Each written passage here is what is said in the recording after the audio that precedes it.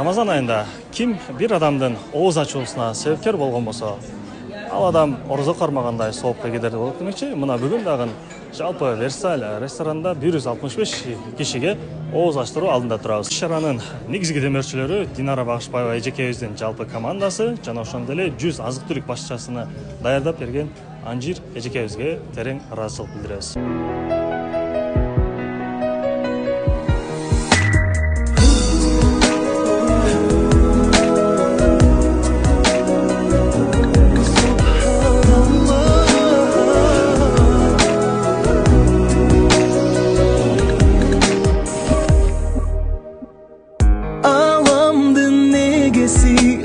Bölüktüsün Allah, almaştırıp gündenen dün yarattın Allah.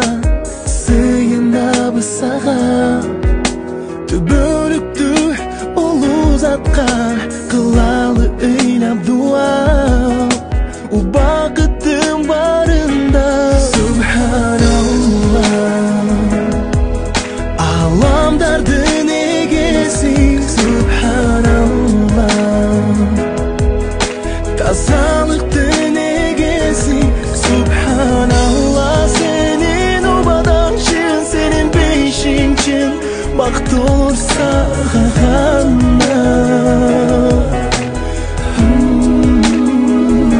Subhanallah.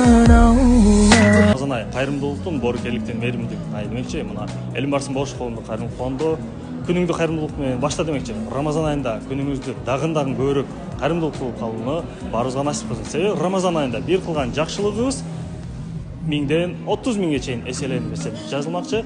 Келиңиздер, бул айда көптөгөн кайрымдуулук кылып калууну баарыбызга насип кылсын. Рамазан айыңыздар маарек болсун.